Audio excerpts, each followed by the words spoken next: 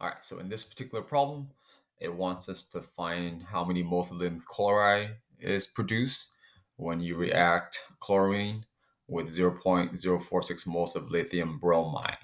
Okay, so on the screen here, you see that I have a little flow chart. This is pretty standard. If you don't have this flow chart already, please write it down because it does help and dictate how many steps you do. So for this particular problem, we're just going to focus on the middle step there because it is a mole to mole ratio problem. All right, so let's get started. Okay, because the reaction is not written out for you, it's important that you know how to write this stuff out. So here I have Cl2 plus LiBr. That's going to produce LiCl plus Br2. So on my screen here, I have a periodic table. You have to recognize your diatomic. Cl is a diatomic, and then Br is also a diatomic. So it's important that you know to put subscripts behind diatomics. Okay. All right, so chlorine is Cl2 because it is a diatomic.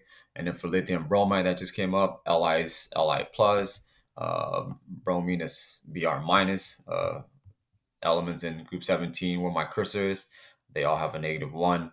And then Li plus and Br minus yields LiBr because the plus and the negative will cancel out. And that's a 1-to-1.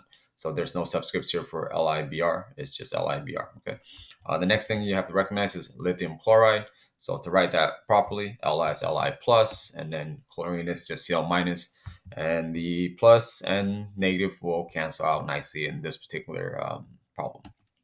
So that's going to give us LiCl down here. And then last but not least, Br has to be Br2 because it is also a diatomic. So it's important that you put the subscript for diatomics when they're by themselves. Otherwise, you'll make your life complicated when you are trying to balance the reaction.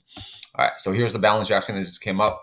If you don't know how to do it, take a minute on your own time, learn how to balance things, but I won't waste time here. So if you balance things correctly, you'll get a coefficient of 2 in front of LiBr, and you also get a coefficient of 2 in front of lithium chloride. Okay. I went ahead and delete the two things that I'm really not interested in this particular problem, and I'll keep LiBr. I'll also keep LiCl, and then again, that'll help you hopefully focus on just the section here in green and yellow because that's what the question is really asking. So the first step you should do is write your starting point out. The problem gives you 0.046 moles of LiBr, and again, it wants you to figure out how much is produced for lithium chloride. So the two question mark is what you're trying to figure out. So carry the next line down, 0.046 moles of LiBr. Therefore, LiBr has to go on the bottom, and then moles of LiCl has to go on the top because that's what you're trying to find. And then the coefficient comes from the reaction itself. So if you don't know how to balance things, this is where your life's going to be miserable because things would just be wrong.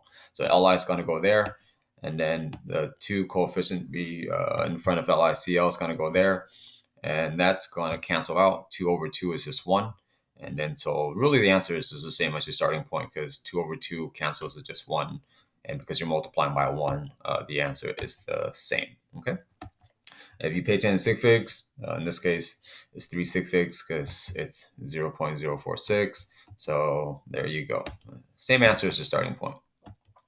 And the next example here I have, it has said it's aluminum reacts with sulfuric acid. The reaction is already given to us. Everything's already balanced. So let's go ahead and knock out part A. It wants to know how many moles of sulfuric acid will react with 18 moles of aluminum. So for this particular problem, we're just going to focus on the 2 reactants on the left side because that's what part A is really asking us to do. So I'm going to go ahead and visually, you know, oh, this came up again. In case you didn't write it down, we're just going to focus on the middle section here. Okay. I'm just going to go ahead and visually erase the right side of the equation because I'm not interested. Part A just involves aluminum and sulfuric acid. So start with what you're given.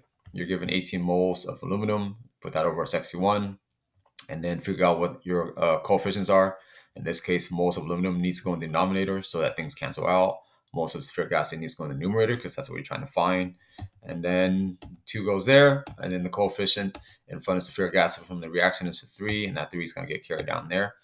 And from here, moles of aluminum is going to cancel out, And then if you do basic calculator work, 18 times 3 divided by 2 is just 27, and then moles of sulfuric acid.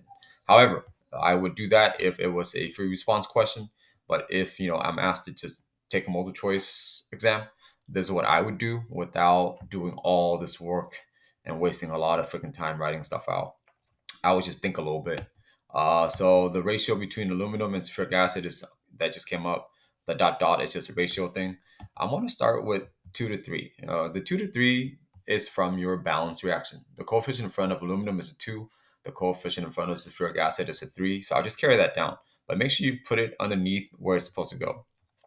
And then the 18 is going to come up here. Now, where did the 18 come from? The 18 came from part A. It says, how many moles of sulfuric acid is needed to react with 18 moles of aluminum. So the 18 is from your starting point, and then to get from a 2 to an 18, in this case, I recognize that it's a nice multiplier of 9. So I'll take 2 times 9, which gives me 18. But then what you do on the left side, you also have to do to the right side. So I'll take 3 for sulfuric acid, and I'll also multiply that by 9. And then it's going to give me a ratio of 18 to 27. Okay. So that 27 matches with what I calculated using proper stoichiometry setup. And let's do part B. Part B asks for how many moles of each product is produced. So let's go ahead and start with the same starting point. We don't really care about this particular sulfuric acid anymore because this question focuses on knowing aluminum. And then once you know moles of aluminum, can you tell me how many moles of aluminum sulfate and hydrogen gas is produced? Okay. So we'll just do one at a time here. I'll go ahead and do aluminum sulfate first. So your starting point is going to be 18 moles of aluminum. And then we're trying to figure out how many moles of aluminum sulfate is produced from that. So same setup, moles of aluminum on top, moles of aluminum on the bottom needs to cancel out. Figure out what your coefficients are. In this case, the coefficient in front of aluminum is 2. And then the coefficient in front of aluminum sulfate is just a 1 from the balance reaction. There's no number, so you just have to know that there is a 1 as a placeholder there. And that's where the 1 comes from. And then moles of aluminum cancels out. As you can see, 18 times 1 is 18, divided by 2 is just 9. So the answer is just 9. Now, if you exercise the strategy that I previously mentioned, just by thinking about things, here is your ratio of aluminum to aluminum sulfate. Again, the coefficient or the ratio is a 2 to 1. The coefficient here is a 2. The coefficient there is a 1. That's a 2 to 1. And then I'm trying to get the 18 though, because it says how many moles will react with 18 moles of aluminum, or produce in this case, because you're trying to produce aluminum sulfate. So to get a 2 to an 18, the multiplier is a 9.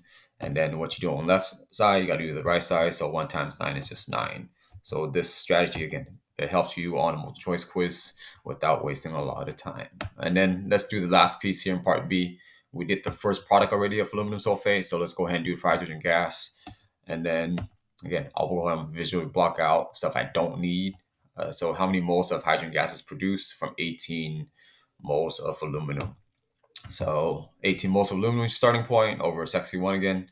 And then here, the only thing different from the last step is just the numerator. We're just trying to go to H2.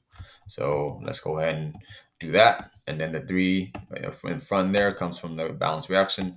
Moles of aluminum cancels out. And then 18 times 3 divided by 2 gives you 27 moles of hydrogen. Okay. So pretty straightforward, nothing crazy here. All right. So, but if you do the ratio stuff that I that I'm trying to teach you, AL dot dot H2, and then the 2 and the 3 is going to come up from the balance reaction. To get from 2 to 18, you multiply the left by 9, you multiply the right by 9, and 3 times 9 is 27, and there it is. And so hopefully you like this particular second strategy in terms of taking a multiple choice quiz. But if you're confident, use it. If you're not, don't employ it. Okay. All right. Other than that, stay nerdy. Don't be whack.